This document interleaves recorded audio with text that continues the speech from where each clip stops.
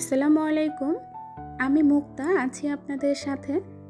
জীবনের diary YouTube চ্যানেলে আপনাদেরকে আরও একবার স্বাগত জানাই। দূরে এবং কাছে, দেশ এবং দেশের বাহিরে যে যেখান থেকে ভিডিওটি দেখছেন, আশা করি সবাই ভালো আছেন। আলহামদুলিল্লাহ, আমরাও বেশ ভালো আছি। সবার প্রতি শ্রদ্ধা, সম্মান এবং ভালোবাসা জানিয়ে আজকে নতুন ভিডিওটি শুরু করছি। গ্রাম থেকে আসার পর শরীরের অবস্থাটা যেমন খারাপ, ঠিক তেমনি বাসাটার অবস্থাও কিন্তু অনেক বেশি খারাপ। সংসারের কাজগুলো করা যেমন আমার একটা নেশা, তাই কোমর বেঁধে একদম নেমে পড়লাম সংসারের কাজগুলো করার জন্য। প্রায় কয়েক মাস হয়েছে তেমন একটা কাজকর্মে মন দিতে পারছি না, কারণ জানেন আমি একটু ঝামেলার মধ্যে ছিলাম, অনেক বেশি ব্যস্ততার সময় পার করেছি। তো ঘরটা যে নিজের মতো করে পরিপাটি করে গুছিয়ে রাখবো সেই সময়টা কিন্তু ছিল না। তো এখন যেহেতু সব কিছু ভালো ভালো মিটে গিয়েছে, এখন আবার নিজের মতো করে সংসারটা গুছিয়ে নিচ্ছি। আমার ছোট্ট একটা সংসার, এই ছোট্ট সংসারটা গুছিয়ে রাখতে আমি সবসময় পছন্দ করি, ভালোবাসি। আমার লাইফস্টাইল যেমন সাদামাটা, আমার সংসারটাও একদম সাদামাটা, আর আমি আমার এই সাদামাটা জীবন নিয়ে অনেক বেশি খুশি, আলহামদুলিল্লাহ। যারা ব্যয়বহুল জীবনযাপন পছন্দ করেন তারা জানি আমার ভিডিওটা ভালো লাগবে না। আর এখনের মানুষগুলো না খুব বেশি আর্টিফিশিয়াল পছন্দ করে, ব্যয়বহুল জীবনযাত্রা পছন্দ করে। আমাদের মতোই লাইফস্টাইল, আমাদের মতো সাদামাটা জীবনযাত্রা অনেকেরই হয়তো ভালো লাগবে না, কিন্তু কিছু করার নেই। আমরা যেভাবে জীবনযাপন করি, আমাদের লাইফস্টাইলগুলো যেমন ঠিক তেমনই আপনাদের সাথে শেয়ার করি। যার ভালো লাগবে তারা দেখবেন, যার ভালো লাগবে না তারা দেখবেন না, এটাই স্বাভাবিক। তো যাই হোক, কথা বলতে বলতে কিন্তু সংসারের অনেকগুলো কাজই করে নিলাম। ভিডিওর শুরুতে কিছু কাপড় ভিজিয়ে দিয়েছিলাম, তো আসার পর তো অনেক ময়লা কাপড় জমে গিয়েছে। যেগুলো বেশি দরকারি সেই কাপড়গুলো আগে ভিজিয়ে দিলাম। বিছানার চাদরগুলো টান টান করে বিছিয়ে একদম পরিপাটি করে গুছিয়ে নিলাম, তবে বিছানার চাদরটা পাল্টানো হয় নাই। শুধু শুধু এখন পাল্টানোর দরকারটা কি, সেজন্য পাল্টালাম না, আরও 2-1 দিন বিছানো থাক। যেহেতু গ্রামে যাওয়ার আগে বিছানার চাদরগুলো পাল্টেছিলাম, আমি একটু উল্টো করে বিছিয়ে দিলাম। আচ্ছা বলুন তো, আপনারা কি সংসারে কাজ করতে করতে ভাবনার জগতে চলে যান? আমি কিন্তু প্রায় সময় ঘরের কাজগুলো যখন করি, এরকম ভাবতে ভাবতে একদম ভাবনার জগতে চলে যাই।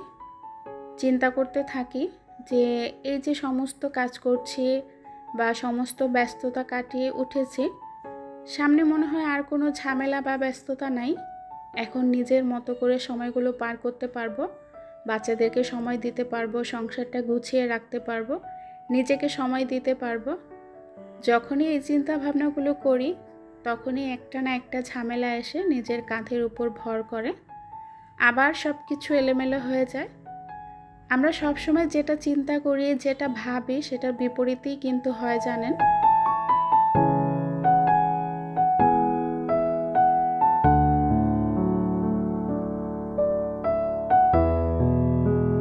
আমি কখনো নিজের চেহারা, জীবন বা ভাগ্য নিয়ে দুঃখ পাই না, কারণ আমি জানি মানুষ কখনোই পরিপূর্ণ হয় না, আর তেমন হওয়ার দরকারও নাই। অনেকে হয়তো নিজের জীবন নিয়ে অনেক বেশি হতাশা হয়, বদলাতে চায়, কিন্তু আমি বদলাতে চাই না। আমার যা আছে, যেমন আছে, সব কিছু নিয়ে আমি অনেক বেশি খুশি, আলহামদুলিল্লাহ। আমার হাসি, আমার কষ্ট, আমার ভুল সব মিলেই আমি জানি পৃথিবীতে কেউ একেবারে নিখুঁত হয় না, তাই নিজেকে নিয়ে কোনো অভিযোগ করি না, নিজেকে ভালোবাসি ঠিক যেমনটা আমি। আমার জীবন আমার মতো করেই সুন্দর, আর আমি শুধু সেই সব লোকদের কাছ থেকে দূরে থাকি যারা মানুষকে তার ভাবনা, কষ্ট, উচ্চতা, পোশাক বা ভাষা নিয়ে বিচার করে। তাদের সঙ্গে আমার পথ মিলে না। আমি যেমন তেমনই ঠিক, এটাই আমার সবচেয়ে বড় শক্তি। অর্থ কম থাকুক, যোগ্যতা কম হোক, কিন্তু আপনার কথা, আপনার ব্যবহার, আপনার আচরণ, মানসিকতা এগুলো যেন সুন্দর এবং মার্জনীয় হয়। কারণ একজন মানুষ হিসেবে এগুলোই আপনার সবচাইতে বড় সম্পদ, এবং মানুষের কাছ থেকে পাওয়া সম্মানটা আপনার জীবনের সবচাইতে বড় অর্জন। আমি সবসময় খেয়াল রাখি, চেষ্টা করি যে আমার কথার দ্বারায় বা আমার ব্যবহারে কেউ যেন কষ্ট না পায়, কেউ আমার অগোচরে যেন বলতে না পারে যে এই মানুষটা এমন বা তার কথাগুলো এমন। আমি সবসময় ভাবি, চিন্তা করি যে আমি যেন কাউকে কষ্ট না দিয়ে কথা বলি, কেউ যেন আমাকে অভিশাপ না দেয়, মানুষের সাথে কম মেশা, কম কথা বলা, এগুলো আমি সবসময় চিন্তা করি, ভাবি, নিজেকে সংযত রাখি।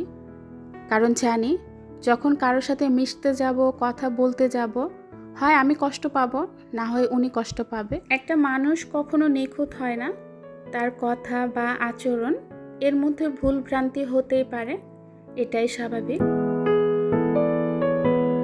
তো অনেক কথা বললাম, কথার ফাঁকে ফাঁকে কিন্তু কাজকর্মগুলো করেছি, শুধু যে কথা বলেছি তেমনটা না। গ্রাম থেকে আসার পর ঘরের এমন অবস্থা ছিল, সেটা যদি আপনাদের সাথে শেয়ার করতাম আপনারা কিন্তু আমাকে অনেক বেশি বকা দিতেন, কারণ বলতেন যে ঘরটা এরকম অবস্থা করে রেখে গিয়েছিলাম। কিন্তু যাওয়ার আগে আমি পুরো ঘরটা একদম গুছিয়ে পরিপাটি করে রেখে গিয়েছি। ওই যে আপনাদের ভাইয়া বাসায় ছিল, উনি একদম অলস মানুষ, জানেন, কোথাও চলে গেলে ঘরটরের অবস্থা এমন করে, এগুলো এসে গুছাতে গুছাতে আমার একদম অবস্থা খারাপ হয়ে যায়। সব সময় তো পরিপাটি জিনিসগুলো আপনাদের সামনে তুলে ধরি, তাই আপনারাও ভাবেন আমাদের জীবনটাও মনে হয় পরিপাটি, এরকম গুছানো। কিন্তু না, সবসময় ভালোবাসি এইরকম গুছানো পরিপাটিগুলো আপনাদের সাথে শেয়ার করতে। ওই যে বলে, সুখের ভাগ সবাই নিতে পারে, দুঃখের ভাগ কেউ নিতে পারে না। আপনারাও সবসময় সাজানো গোছানো দেখতে পছন্দ করেন, তাই আমরাও সাজিয়ে গুছিয়ে আপনাদের সামনে তুলে ধরি।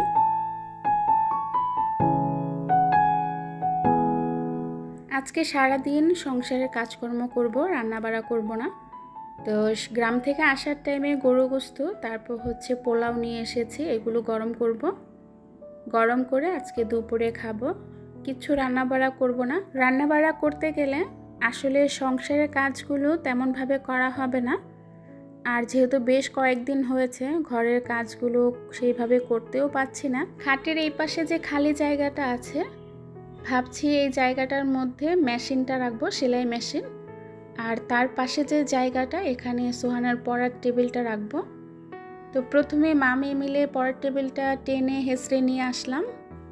দেখবো এই দেয়ালে রাখার পর কেমন লাগছে, আদৌ ভালো লাগছে কিনা। যদি ভালো লাগে তাহলে এই দেয়ালে রাখবো, আর যদি ভালো না লাগে তাহলে আগের জায়গায় রেখে দেব। তবে আগের জায়গায় যদি পড়ার টেবিলটা রাখি, তখন দেখা যায় কি শোকেসের যেই ড্রয়ারগুলো, এগুলো খুলতে পারি না, পড়ার টেবিলের সাথে আটকে যায়। এজন্য ওই পাশে রাখার পর দেখলাম যে না, ভালোই লাগছে। তো সেই জন্য আবার সব কিছু গুছিয়ে একদম মুছে পরিষ্কার করে নিচ্ছি। সেলাই কাজ তেমন একটা করা হয় না, আমার সময় পাই না, মাঝে মধ্যে করি। আসলে কি জানেন, সব কাজকর্ম করতে অলসতা না আসলেও সেলাই মেশিনে কাজ করতে আমার অনেক বেশি অলসতা আসে। সেলাই মেশিনে বসতে একদমই ইচ্ছে করে না। আবার যখন বসি তখন দেখা যায় কি মনে হয় সব কাজ একসাথে করে ফেলি, সব জামা কাপড় একসাথে সেলাই করে ফেলি। কি একটা অবস্থা বলেন। তো অনেক মাস ধরে সেলাই মেশিনটা পড়ে আছে, তেমনভাবে কাজকর্ম করা হয় না, একটু ডিস্টার্বও দিচ্ছে। তো মোস্তাকিমের বাবাকে বলেছি, তুমি যেদিন বাসায় থাকবে সেদিন সেলাই মেশিনটা একটু ঠিক করে দিও, মাঝে মধ্যে যেন আমি একটু কাজ করতে পারি।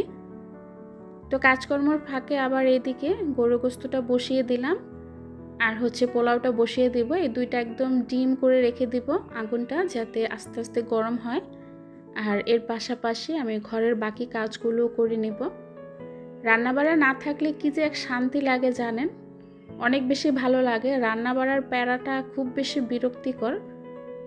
তো রান্নাবাড়া, কাটাকাটি, ধোয়া মোছা, এই জন্য অনেক বেশি খারাপ লাগে। আবার মাঝে মাঝে এই বিরক্তিকর রান্নাটাকেও অনেক ভালোবেসে যত্ন নিয়ে করি। পুরো বাসাটা একদম ঝেড়ে মুছে পরিষ্কার করে নিলাম। এখন পুরো ঘরটা ঝাড়ু দিয়ে মুছে নেব। রান্নাঘরের বেশ কিছু কাজ এলোমেলো করে রেখেছি। একদিনে তো সবগুলো কাজ করা সম্ভব না, তাহলে অনেক বেশি চাপ পড়ে যাবে। আজকে পুরো ঘরের কাজটা সেরে নিলাম, আবার আগামীকাল রান্নাঘরের কাজটা সেরে নেব।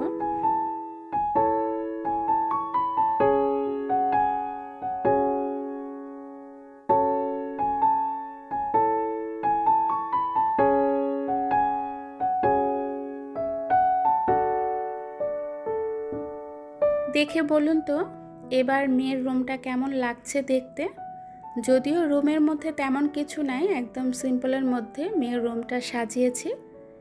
এই পাশে পড়ার টেবিলটা ওই পাশে নেওয়ার পর কেমন লাগছে, আদৌ ভালো লাগছে কি না অবশ্যই কমেন্টসে জানাবেন। যদিও ভিডিওটা শেষ পর্যায়ে চলে এসেছি।